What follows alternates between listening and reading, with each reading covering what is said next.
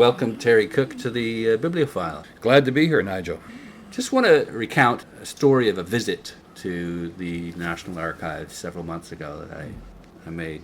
Showed up, asked the receptionist if there are any exhibitions that I could see, and she told me that there hadn't been any library and archives for the past 2 years, which in itself was upsetting. This then, combined with the fact that the federal budget came down and cut something in the neighborhood of 10% of the budget of the Library and Archives Canada. But the point I'm slowly getting to is that in the objections to the way the Library and Archives has been treated in the past number of years, these cuts, the argument that history is important has been made frequently.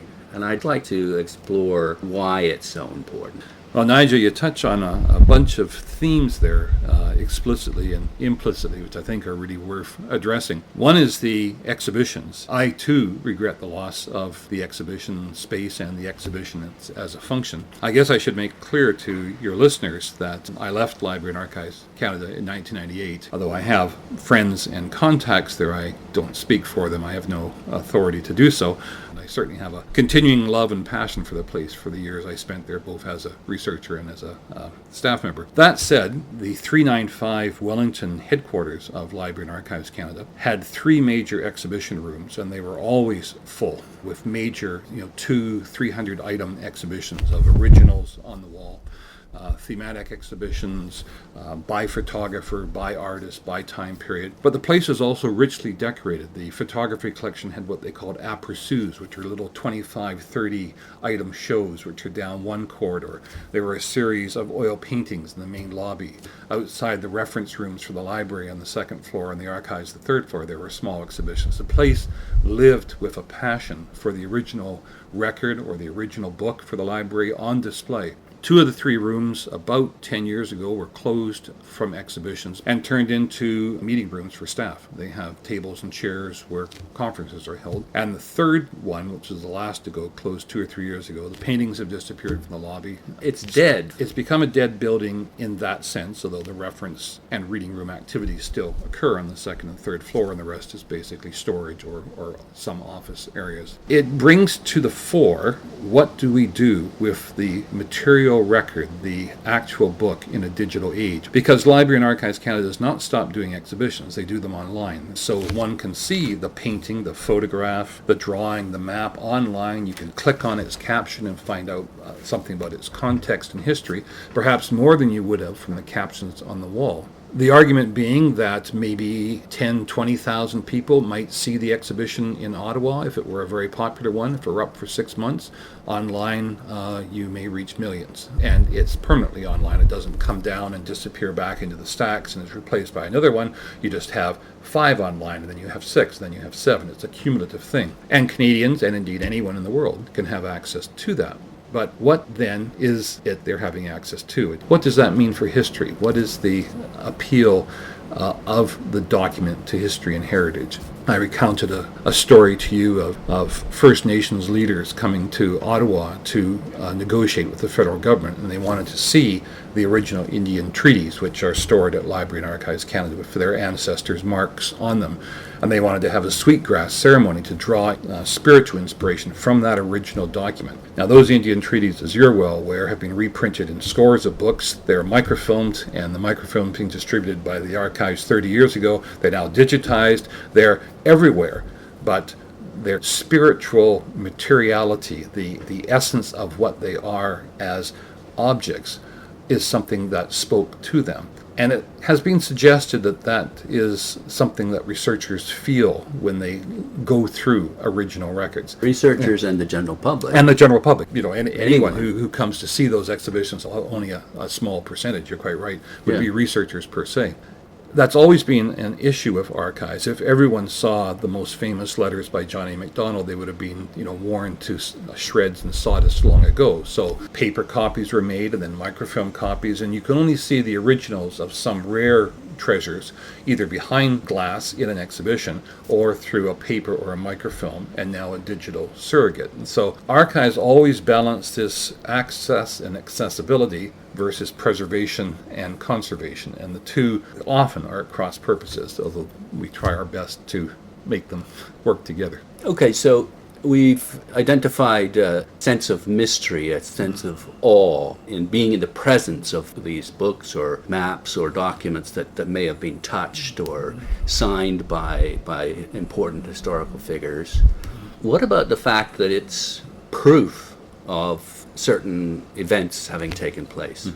The original document serves as better evidence because of the clues that it contains in terms of watermark, ages of ink and paper, types of mailing conventions that were employed. They didn't have envelopes initially, so the document would be folded up and addressed on the back side of it and sealed together with seals. One loses that, or almost all of it, in a digital format or a microfilm format. So that sense of the trustworthiness of the document as evidence for history is always more difficult as you get one removed from it in microfilm, or sometimes two removed, a digital scan of the microfilm of the original. The fact that original source documents can't be changed without people knowing about it or erased. Would you say that's another? That's very true. And one of the deep concerns is that every digital copy becomes a second version of the document. It doesn't replace the first. And so, for example, if there's a document that's covered by the Access to Information Act and someone applies to see it in the year 1990, and they would see a document that may have had 25% of it blacked out. In the year 2010, someone might see a version only has 5% blacked out because there is a passage of time clause, things are less sensitive. And the year 2030, it would be completely available. So the historian who wrote his book on the 1990 version is seeing de facto a different document than the 2010 or the 2030 version, and all three are different than the original if it was a scan of an original paper document. Now, if it was a born digital document, actually made on a computer and never in paper format, then same issue. The difference, you're quite right, is that you don't want just one document. You want all three of those are treated as three separate records, but interlinked. Three separate originals. Yes, and they would be originals because each one is different. In fact, as you know, in bringing up a computer record on your screen, if you have to hit the space bar, which interjects one new character, and you try to close it, it will ask you, do you want to save it? Because the computer recognizes one single character change, even an invisible one, and it makes it a different document. So we would hope and try to encourage the Margaret Atwoods of the world when creating a novel where she used to print it out from her manual typewriter and write all over it to make her second draft and write all over that printout to make a third draft, that she would do that now but save those versions as her archives. And so when she sends it out to 5 or 6 friends and they send it back with whatever kind of word tracking software they're using to make comments on the document, each of those versions would survive. If they do, with appropriate metadata, which is what we call evidence about the document or the context, then you could actually have a much richer archive than you would have now. A real education on the process of writing. Exactly. Yeah. But the big word in that sentence I just said was if they do this. Yeah. But of course, the overwhelming majority of people, including myself, when I bring up draft 3, I just overwrite draft 1 and 2 because I don't think my stuff is probably of archival value. But I think we have to make it valuable, because if Margaret Atwood gave us the typescript of her novel as it was virtually published, it would be much less valuable than if she gives us those 8 versions that were previously hand typed, her red pens and other people's pens all over it. Well, if in the digital world we say, if you give us your records in this way as 7 or 8 interlinked drafts with this evolution, your tax credit or the value of your donation to the Crown, which most archival acquisitions get, will be considerably more than if you don't. And so gradually there will become a digital economics, which I think will favor evidence. Nevertheless, there is something to be said about Margaret Atwood's, I'm sorry to pick on her handwriting on a typescript as opposed to the comments box and her okaying or commenting back in the comments box. But I guess they said the same thing when typewriters came in the late 19th century. Where have all the lovely handwritten books gone? And indeed, they said it when books came in the 1500s in a wide way. Where have we lost the medieval manuscripts of their beautiful illuminations? Well, the fact is that we've got them. That's why we need an archive. Yep. So that we can see them, because they are disappearing. And so our, I guess, dual mandate in archives is to ensure that the digital world respects that kind of creation process and preserves it, and then that we can actually preserve it so that in another 500 years, when digital will seem as old-fashioned perhaps as medieval codexes, that these things are still readable and logical. Someone did an analysis once that the more durable and difficult the original recording material, the longer it lasts. Stone tablets last 5,000 years. Papyrus is 1,000 years. Sheepskin or parchment is from the Middle Ages, still going strong, and non-chemical, non-acidic rag paper, 300-400 years. But chemical paper, even in books, brittle after 50. Cheap paper used in photocopiers, dried out after 10 and crumbling. Well, you also mentioned that the actual scanning of the digitization and CDs. I mean, they've got 7 or 8 years, perhaps. Exactly. All of us have had hard drive failure or memory stick failures, and so there's all kinds of preservation things that archives do of keeping multiple copies in multiple buildings of what they want to preserve. But if you had a hard drive as big as a stone tablet, you could store a Library of Congress on that in digital form, where on a stone tablet you might store 30 lines if you're lucky. As the volume goes up, the durability goes down in an inverse, almost direct inverse proportion. Okay.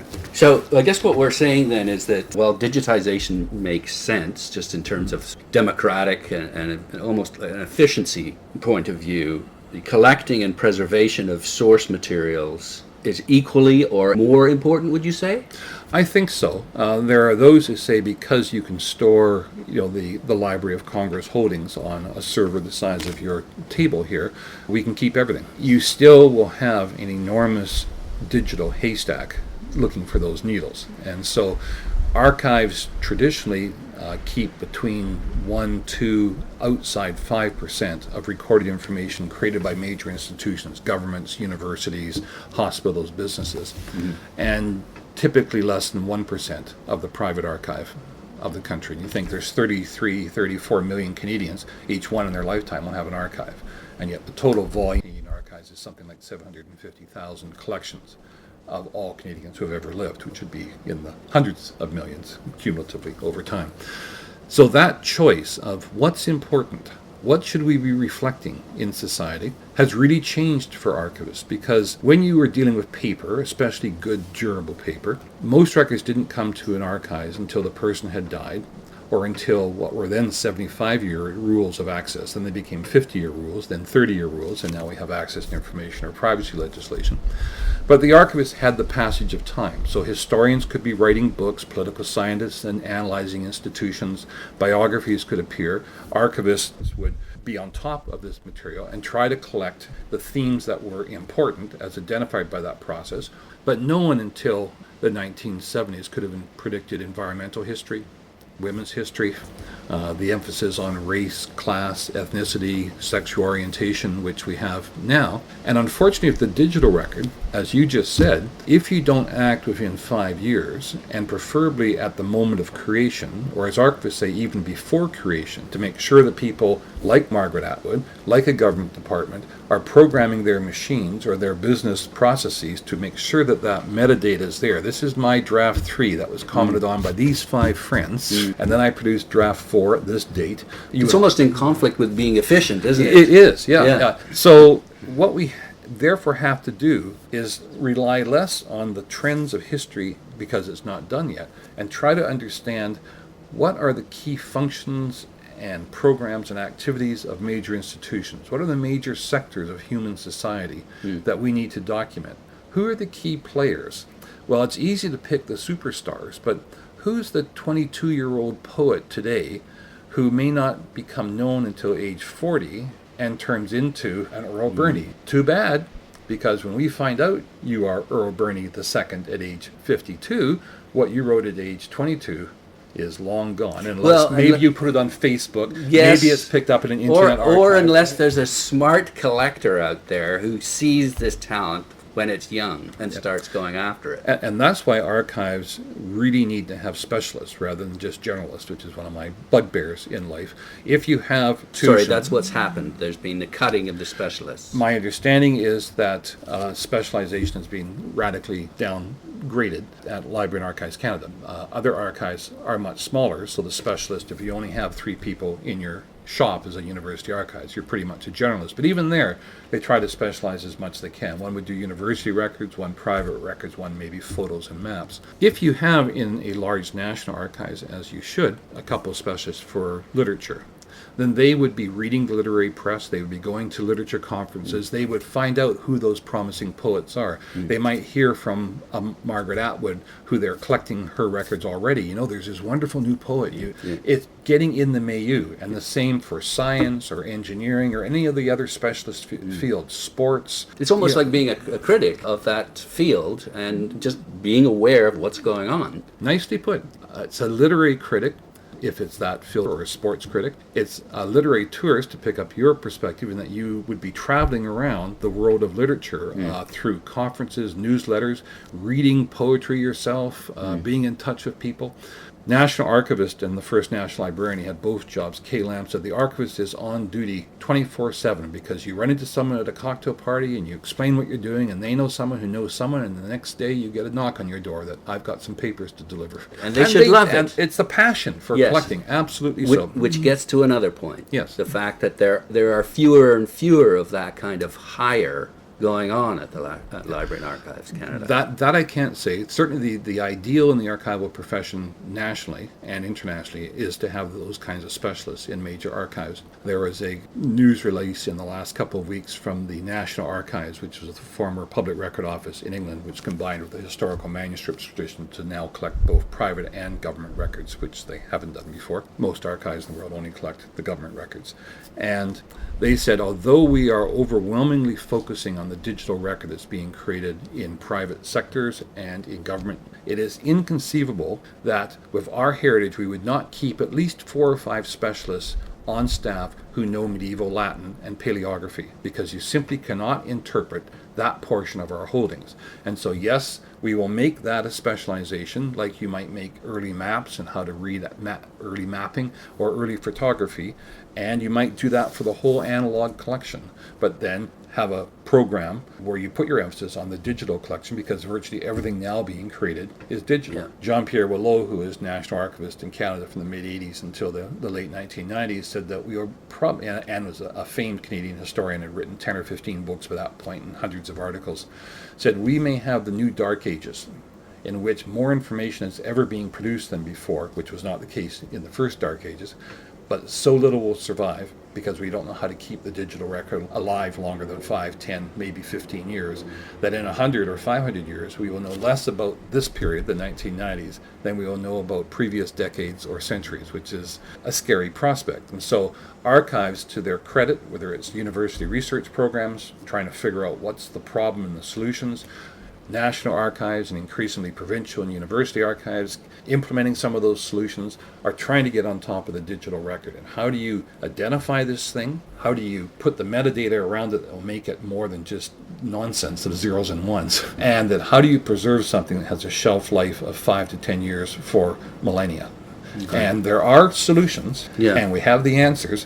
What we don't have is the money, and in some cases the will. And so what people are doing is almost dropping the old archive, the analog archive, the old photographs and maps and manuscripts, and switching resources and emphasis to the new digital archive. I think, like the Public Record Office, now National Archives in England, the wise choice would be to have these separate streams.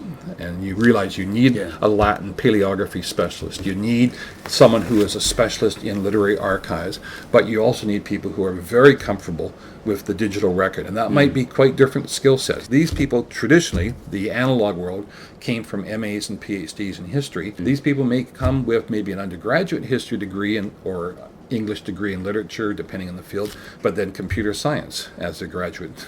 I guess the idea of being able to capture the right 1 to 5% of everything that's going on, that's central. Yep. But then there's the way of doing it, which is really quite different, as you're suggesting. But if we get back to what's happening right now at Library and Archives Canada, it seems like the digital side of things is a priority over the source document side of things. I think we need to have a clarification in that the born digital record is the source document. So what we were just talking about, the records that Margaret Atwood's now creating on her computer, is a born digital record.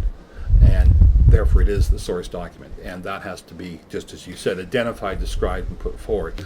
The separate issue, although related, is the original records that are in analog media, old maps and manuscripts, which are scanned and made digital. We call those made digital as opposed to born digital. So the emphasis on shifting resources and expertise and institutional rewards in the archival world, not just Library and Archives Canada, to the born digital record has my support 100%. Well, you don't want the Dark Ages. You don't want the Dark Ages, and that's what the history of tomorrow will be based on that record, or will have no history. Who Killed Canadian History by Jack Granatstein could be, the archives who have no source documents for the digital age from the 1980s onward in a major way. The temptation on the scanning of analog original source documents to make digital surrogates and then put them online so people can access them in the millions rather than having to visit Ottawa and pay for accommodation and meals and taxis and so on. Fine if you're a professor for a research grant, fine if you live here, not so fine for the vast majority fine of Canadians if you're getting paid to do it. Exactly. There we have a much more difficult issue because scanning is not perfect. Pages are missed, pages are blurry. There's issues around the quality of the metadata that's put there, that what was an appropriate finding aid for a researcher visiting a reference room in an archives with mediation by an archivist sitting there to guide them through it and help them find the document if they were coming in for sort of a quick visit or they needed some specialized document, or if they're the researcher there for 3 months or 3 years showing them how to manipulate the system. That mediation isn't online, and no substitute for it has been put online in better finding aids or better metadata. Can you give me a specific example of why that's problematic? Well, if you bring up the material online and you don't know how archivists think, and archivists think in a general to specific way, and so most researchers will punch in a subject. I'm interested in Joe Black. You might get nothing on Joe Black. The fact that Joe Black was the head of the Communist Party in Saskatchewan in the 1930s and 40s, and you're interested in communism in Canada, if you didn't punch in the right subject that would show up in the file title, you wouldn't get it.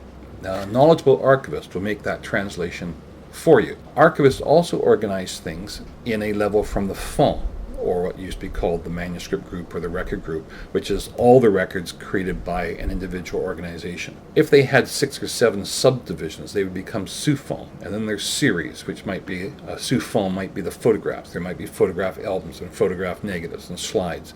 And then there may be lists of individual items. But sorry to interrupt, but would it be then that the unmediated history lover who's accessing it online just wouldn't find it and would get frustrated? They may stumble onto it, but unless they know how the archivists think, it can follow through that same pattern from general to specific.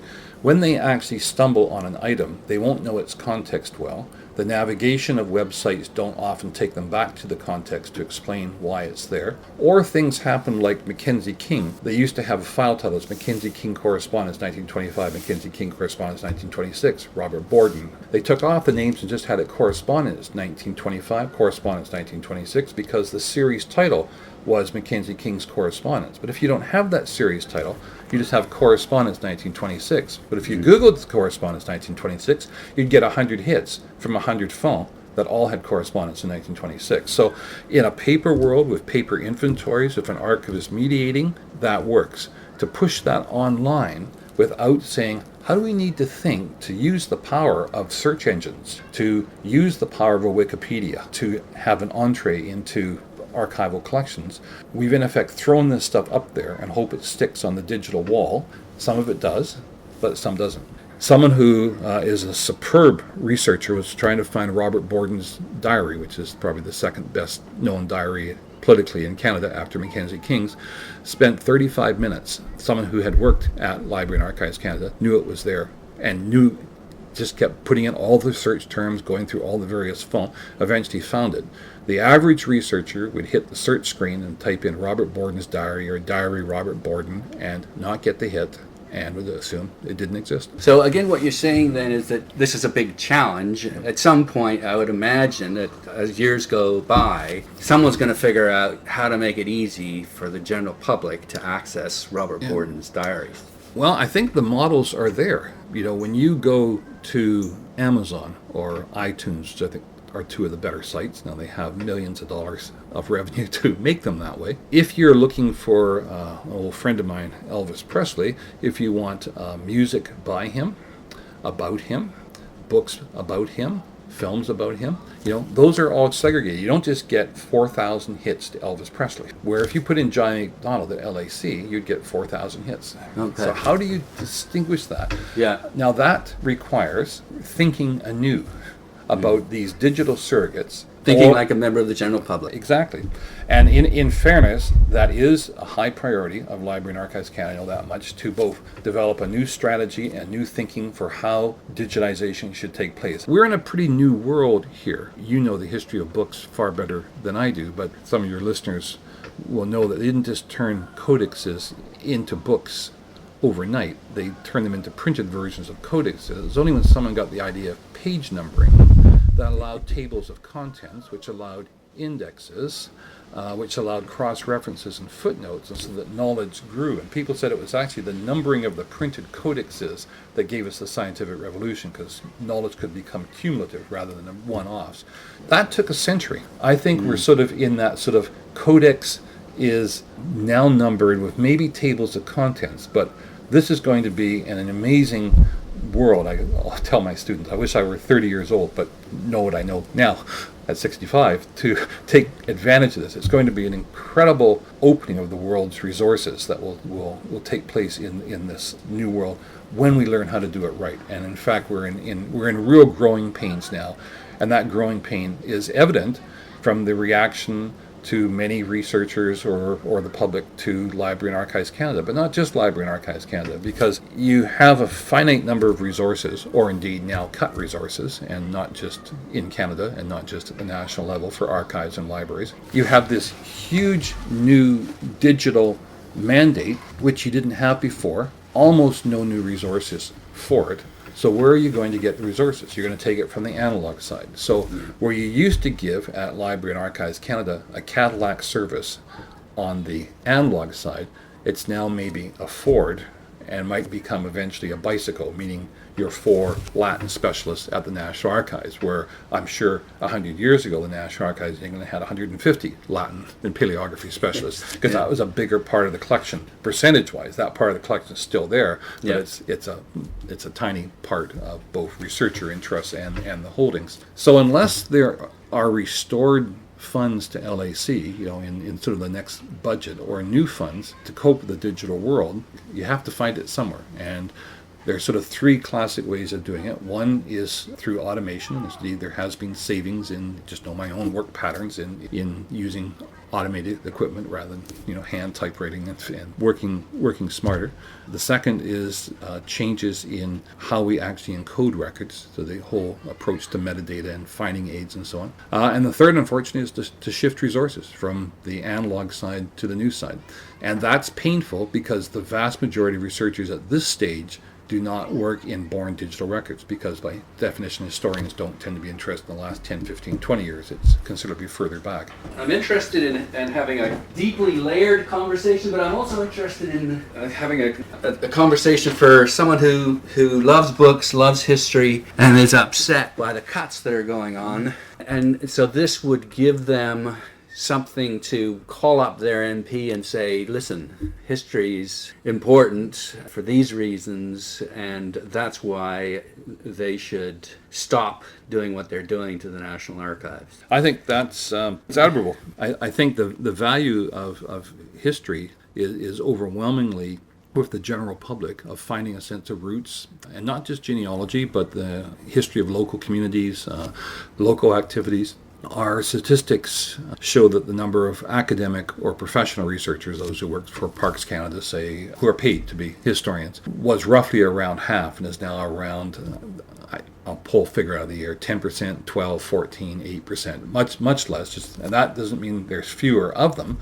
There may be actually more of them in absolute terms, but in relative terms, there's so many more members of the general public who are interested in archives. The figures that come from Library and Archives Canada in defense of the digitization to make digital the analog collection is that there are roughly 20,000 physical researchers a year, there are 1 million web researchers a month. That's a number that speaks to politicians, and that's a number that says to politicians, in terms of serving Canadians, in terms of democratizing archives, in terms of allowing the average person access to their portion of the past, this is a great success. The problem is what is being presented to the general public online, and how is it being presented? Should Library and Archives Canada have a pedagogical role? And the question is, then who directs what they teach to the general public? Good questions. Political control of archives and bias built into archives. The power of the digital image, you get people who respond very emotionally and write these powerful letters of having found their great uncle, his attestation papers for the First War, and writing tear-filled letters to the National Archivist, which gets passed on to the politicians. Again, a great success. So what gets digitized then? What is the agenda? Who decides that we should focus on the War of 1812, for example, versus something else important? I don't know if there was any special digitization done at LIC of War of 1812 related records. Certainly they try to digitize those things which Canadians are most interested in. It used to be the old statistic that 95% of requests all went after the same 5% of the material.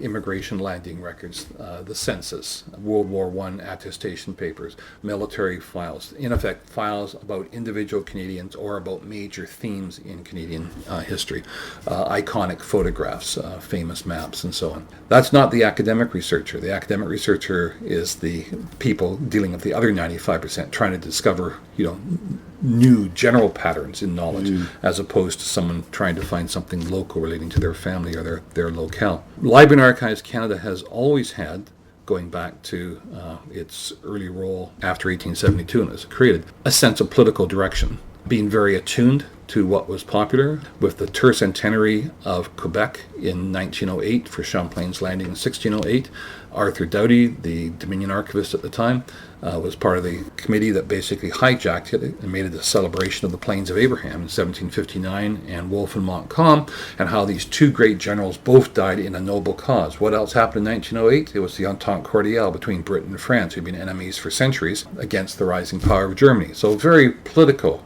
agenda. In the 1920s, Arthur Doughty, during the First World War and after, was in charge of the war trophies, of bringing back German guns and cars and distributing them to communities to put in outside their town hall to memorialize the country. Hardly a neutral and objective role. This is thumping patriotism and war and a military agenda. In the 1970s, to take it from a more left-wing perspective, Pierre Trudeau, building on Jean Chrétien's white paper as his Minister of Indian and Northern Affairs, gave the archives millions of dollars to go across the country to find the Indian records that were laying in agents' offices, in barns and basements, find them, clean them, bring them to Ottawa, restore them, do a huge computer index, and then microfilm them all and give microfilm copies back to the relevant Indian bands, they're called then, First Nations, provincial archives, because you can't launch claims against the Crown for lost land or lost privileges unless you've got the record.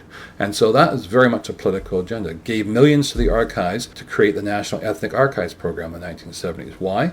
Because you had bilingualism and biculturalism, and there was the argument that, well, what about all the other ethnic groups outside English and French? So money to the archives to hire archivists with language capacity to collect the records of Japanese Canadians, Ukrainian Canadians, and so on. What about then the argument that money is being taken away from, quote, the objective presentation of history by parties in power to promote their own agenda? And the argument has been made that a big deal around the War of 1812 is softening up the public to support the expenditure of money on the F-35s. Could be. That argument's being made. That's arguments being made. And then the argument, too, that you just wait for 1214 to celebrate the First World War and how that was the crucible within which Canada's identity and maturity was formed. Yep, that's true. And we have this myth of ourselves as a peaceful kingdom or peacekeepers, but in fact we've been a warlike nation. We have entered into lots of wars.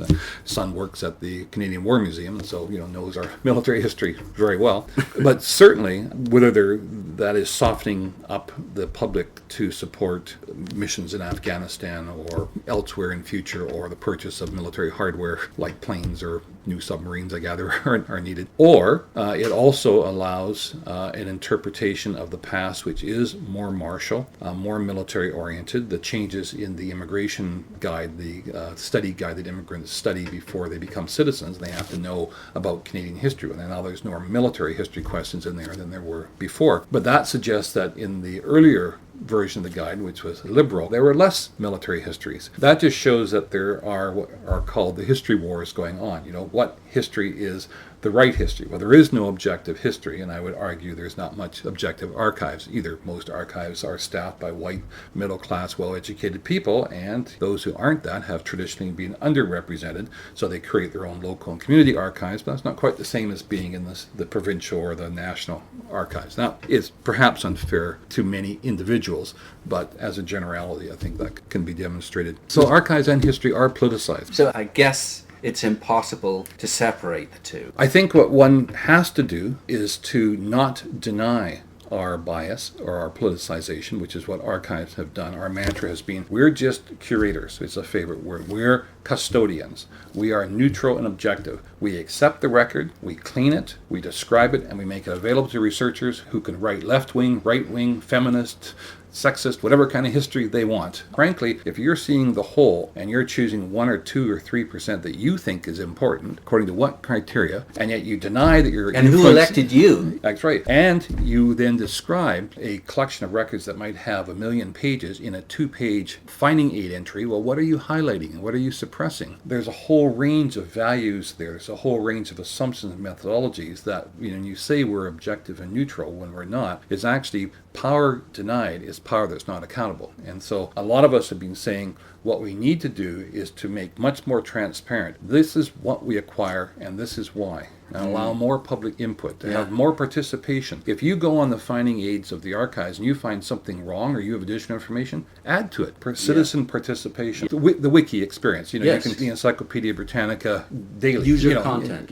And it may not be as, quote, accurate, but at least it gives you a variety of different viewpoints. I guess the other thing, too, is this whole discussion is important for democracy because you will be aware of what Laurier did and what Harper might be doing or his successors. They're taking money from the archives, so that diminishes their capacity to present everything and clean it in an objective way. And tackle the digital issues. And they're using it very cleverly, using it for partisan purposes. You can't blame them for that. No. All politicians are going to do that. But what you can do is just make sure that people are aware that this is what's going on. And there's a cost here, and the cost is if you're going to do what I think is ethically responsible, and that is not ignore the digital revolution. This is the dark age scenario, then there's going to be a cost. And the cost is going to be poorer services, less persons devoted to dealing with the traditional analog archive. I think the question that we need to push for the general public is why was Library and Archives Canada cut disproportionately? And the quick answer back is, well, Harper's a barbarian and doesn't understand culture. Look at the CBC. Quite the contrary, though. He understands it better than most. And I'm no apologist for the present government, but they didn't cut any of the national museums. They didn't cut the National Gallery. The Film Board got a very slight trim. The Social Sciences and Humanities Research Council and the Canada Council, from the traditional ideological viewpoint, eggheads to this kind of government, were just modestly cut. And I think archives were cut because they're not visible. The museums attract 500,000 visitors a year or something in that category. They have the huge shows on Van Gogh or the War of 1812 at the War Museum right now. Archives is the foundation of Canadian studies, as Tom Simons called it in his 1975 report. You don't have museums or galleries or historic sites without archives because the professional curators and in museums and galleries, the historians and historic sites, come to archives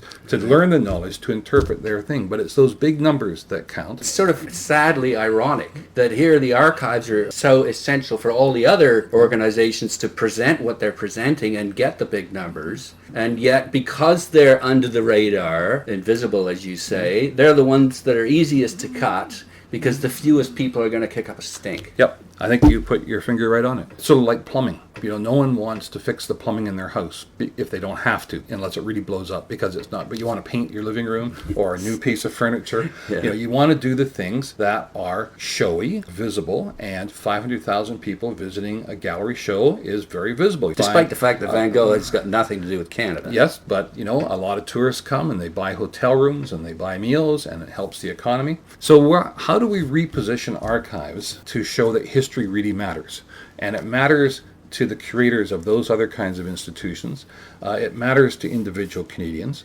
And it matters to professional historians. And it's not professional historians who might sell 200 or 500 copies of their books. It matters that those books are read by the Charlotte Grays and the Pierre Burtons, who sell in the hundreds of thousands. And those books are read by the Mark Starowitzes, who can create Canada a people's history, which outdraws the Stanley Cup playoffs, Mr. Harper being a great fan of hockey. And a historian. And so how do you make that transition? I think you do it by showing the uses of archives. My colleague Tom Naismith at University of Manitoba is writing a lot about this. And archives are now being used for studies of genetic disease. They're used for Alzheimer's. Studying what nuns who entered the convents at age 18 wrote, and then their life stories throughout, and the actual sentence structure and verb categorization at age 18 is a very accurate predictor of which ones would get Alzheimer's and which ones weren't. That's based on an archival record. Now, who would have thought of using an archive for medical research until recently? Climatic research. People can find that by looking at the ink on the page of the Hudson's Bay Company Post, because the ink would freeze overnight, they put the candle flame under the ink, dip it in to write their post, but the ink was very congealed, and the longer it took to decongeal and write a straight line would show how deep the freezing had been the night before. So here we have global warming statistics going back to the 17 and 1600s. They used to measure the ice because they cut holes for swimming and just record it in the journals. So the ice thickness. Here's an incredible record adding to 20 or 30 years of super satellite knowledge about our weather patterns in archives. The rights of Aboriginal people, First Nations people in this country, whether it's Indian residential schools or land that was shaved off their treaties or illegally logged, whether it's Japanese Canadians in the Second World War, Al Memorial, CIA experiments on brainwashing in the 1950s, Chinese Canadian head tax, all those human rights cases are all addressed by archival records. And in fact, all those cases I just mentioned by records in Library and Archives Canada. If we want our role internationally to be known as a proud defender of human rights, and therefore having more power at places like the United Nations, where we denied a place at the Security Council, these are uses of archives. So if archives are seen as a kind of plumbing, therefore not seen, or as far as they're seen, well, it's the purview of academic historians and so on, then they're easier to cut because they are invisible. If they're seen as influencing all these new ways of knowing about our planet, about our health, about ourselves, about our identity as a nation, whether you want the 1812 identity or whether you want the multicultural Aboriginal identity of the left-wing politicians, it is our interpretation of the past. Whether we want to be known as a nation that respects and allows human rights abuses to be acknowledged, reconciled, Truth and Reconciliation Commission going on in Winnipeg now, creating an archival record. That's the value of archives. That's the value of history in the broad sense.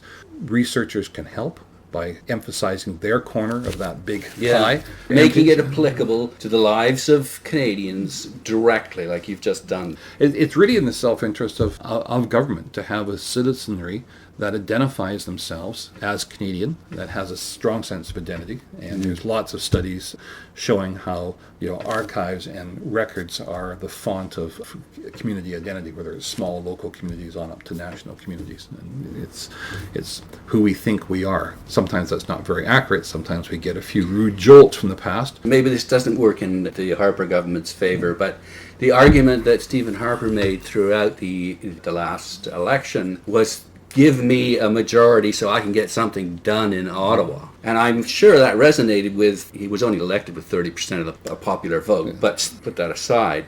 The fact is that minority government, Pearson's minority government, got more done than pretty well any other government in Canadian history. If more people had known that, maybe they would have called bullshit on that line of his. Could well be. Just using that example, if more people had known about that, we've got a more educated, a more engaged citizenry. How do you connect that to Library and Archives? Well, certainly what we would know about the Pearson period would come from those who have studied it. And there's biographies of Pearson and of his government, and there's now popular histories. Probably when that kind of argument was made, people wouldn't go to the archives to search per se. They would go to those books, and people would then look up the footnote of the book and then go find the archival document if they wanted to really, get into it. John Diefenbaker actually said this, to throw it back. I think Harper is doing things for culture. As I mentioned, there's money to the War Museum for the War of 1812. There's money for 1812 sites. There's a support when you're cutting most government departments from between 5 and 15%, and you don't cut the museums or the gallery. That's making a political statement. He is doing some things. It may not be the things that we agree with. The most troublesome part is that these kinds of agencies that employ professionals, whether it's archives or libraries or museums, where you're having professional archivists or professional historians, in the same way as Health Canada employs medical doctors to do drug research, or Agriculture Canada has chemists to develop fertilizer. Political interference in professional organizations as opposed to administrative ones, which are issuing checks to the public or monitoring some kind of program, is an area that's open for abuse. And that's why those agencies should be more arm's length, or have some kind of reporting to Parliament through some kind of ombudsman, rather than a line department, perhaps. The only thing that the government can do then, really, if they don't want to really interfere, is to cut money. Cut the money and take it and use it for their own purposes.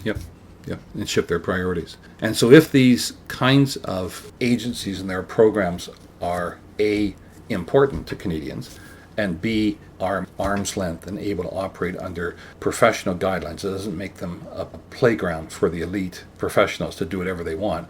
As I came back to, we're not this kind of neutral, objective, know-it-all gods. We are professionals, we are well educated, but we have a responsibility to be transparent and accountable ourselves, so we can be called up if we make wrong choices or controversial choices, or we have blinkers on. We're only human beings after all, to be more participatory. So if both the function is important and it's arm's length, so it cannot be interfered with politically as easily, let's not be naive, it can be indirectly, there's all kinds of ways of putting pressure on, then that's an agenda that I think anyone interested in history and heritage should strongly lobby for with their MPs, letters to the editor, in their own association. And right now, I think, the critical issue through the summer and the dog days of summer before they come back and they start thinking their next budget. I've been around this town long enough to know that sometimes programs get cut, and once they're cut, they can't be restored because everyone loses face, but they have a funny way of being resurrected with a new name in a new location. And we certainly hope some of the programs that were cut from LAC or by LAC can maybe show up again somewhere in the government of Canada. For example, the assistance programs to the archives across the country, which was a real blow, and there was a internationally admired network. No other country has this network of archives. Britain's trying to put one in place, and the Americans just say, how did you ever build this kind of a thing? That's a really penny wise and pound foolish cut, I think. It wasn't a huge amount of money. It was 1.7 million. Now, some of that money, the argument was the LAC shouldn't be processing the backlog of local archives, but building this national infrastructure, which was matched dollar for dollar by local funds, allowed for the building of a national descriptive system. So the 800 archives in this country don't describe their things in 800 different ways, but actually by provincial standards and a national standard, which this network built, so that you can actually go onto a site called Archives Canada and have access to all the archives in the country, and you see apples and apples and apples in each place rather than apples, oranges, and Oldsmobiles or something showing up. Well, plus it reduces duplication, I would assume. That won't be restored. You just recognize political reality. No one's backing down. Was that spite? I mean, what was it? That was just dumb. I don't know. When they cut that, of course they knew that was going to upset a lot of people. Why on earth would they do that? Well, I don't know if they did know. For the amount of blowback there's been, I think they probably regret they didn't find something else. But of course, you don't back down. Why did they cut it? I don't think it was malicious and deliberate in the sense that in this idea, archives are invisible. Plumbing, it's a tiny amount of it's money. It's a political big thing. decision. What do we cut that'll make the fewest people scream? Was it even political? Or was the Librarian and Archivist of Canada said, find 9 million out of your 110 million? Or was it dictated by the minister? Or did the minister approve it? We don't know. And you won't know until you get access to the cabinet documents. That's a minimum of 20 years. So, and no one will talk. You believe me. Okay. But The Museum Assistance Program, which gives out money to Canadian museums, is located in Canadian Heritage. So rather than have Library and Archives Canada administer a program to the archives of the country, which has some semi-conflict of interest. Library and Archives Canada never took any money from the program in the 26 years itself, but they're administering it. So why not have the Stephen Harper Canadian Archives Assistance Program located in Canadian Heritage? So if you don't burn too many bridges and don't call too many people whatever you might think of them, and say, okay, where do we move on constructively from here? We've had a season of outrage and anger and regret and fully justifiable and understandable, but we need to ask why archives were cut when the others aren't, and how can we build a constructive engagement with this government? And that might not be that hard. I'll just throw 3 things on the table for you. Okay. For small c conservatives as well as capital C conservatives, a respect for history and heritage and culture is very much part of being a conservative. It's the past. Plant your roots deep and the tree will grow big. Edmund Burke, all those kinds of good things. It was the Conservative government, Johnny MacDonald in 1872, created an archives 5 years after Confederation. Took the Americans 150 years from 1776 to 1934 when the National Archives was created in Washington. Although Louis Saint-Laurent and Robert Winters and C.D. Howe wanted to build the 395 Wellington Street building, they didn't quite have enough money in the recession. It was John Diefenbaker who approved it in 61 and dug the hole. Now, Pearson got to use it as Canada's gift to the nation in 1967, and it was Brian Mulroney who approved the Gatineau Preservation Centre, which is a world-class building, second biggest building in the hard times of the late 80s and early 90s, and indeed it was the only building that went forward under the program review. So the Conservatives have a strong tradition of supporting archives. Can we play to that? Or do we call them, hopeless barbarians who don't understand archives? I think there's a bit of both, and depending on where one's politics would be, there can be an awful lot of one or the other. But I do believe that you try to find where the soft spots are and try to publicly engage. And so I think anyone listening to your fine series of podcasts on your site and stumbles on this one should encourage the capital C conservative government and the small c conservative-minded people in it, that history and heritage has long counted to their party, and that archives are important not as a kind of elite playground for a few academics, but to millions of Canadians, judging from the use of the website, and that the archives is moving in the right direction of making digital as many of their collections as possible, but that they need to keep a core of expertise for their analog collections, that they need to recognize that putting things online isn't just a matter of throwing up digital surrogates. It needs real expertise to describe these so they actually can be found online, and that the archives in this country is a network. It's a network not unlike what the Conservatives did by founding the CBC or building the CPR. We unite our country, in this case through history and memory. You don't see political parties interfering with the Canadian Broadcasting Corporation. They cut the funding, yeah, but you don't see them, we are seeing them trying to set the agenda for the programming, but... You certainly get explicit labeling of pinko broadcasting and left-wing bias from the capital C Conservatives against the CBC. And that, in fact, was when they were out of power, and they were actually being consistent. Once they're in power, okay, you think you can do your pinko crypto NDP agenda, go ahead, but we'll cut you because we don't believe in it. There's that. Yeah. But the archives should be seen by Canadians as just as important in terms of it being an institution that shouldn't be interfered with politically, just like the Canadian Broadcasting Corporation. It shouldn't be crippled so that it has to make choices that will significantly compromise our history. Mm-hmm. And that's where it is now. These cuts are crippling. Final point, just getting back to the actual space, the display of the physical document. Yeah. What should we do? The space that we have is a disgrace. Yeah. Well, it was actually quite a nice space when it was originally designed and had the original lighting, the windows open and so on. And you don't want rooms bathed in light because that's not good for original documents. I can't remember the exact number. You could Google it. But anytime you go to the National Archives in Washington, there's 20, 30, 40 yellow school buses out front. And people come through to see the Constitution and the Declaration of Independence and the 3 or 4 foundational documents. I don't know if you've ever been there, but you can't really see them. They're behind bulletproof glass. If there's any pressure or heat at all from something fired, it drops down several floors. But you're in the presence of it. And if you get close enough, they give you little handouts. You can sort of maybe make out Jefferson's signature or something, but you, in effect, can't read them.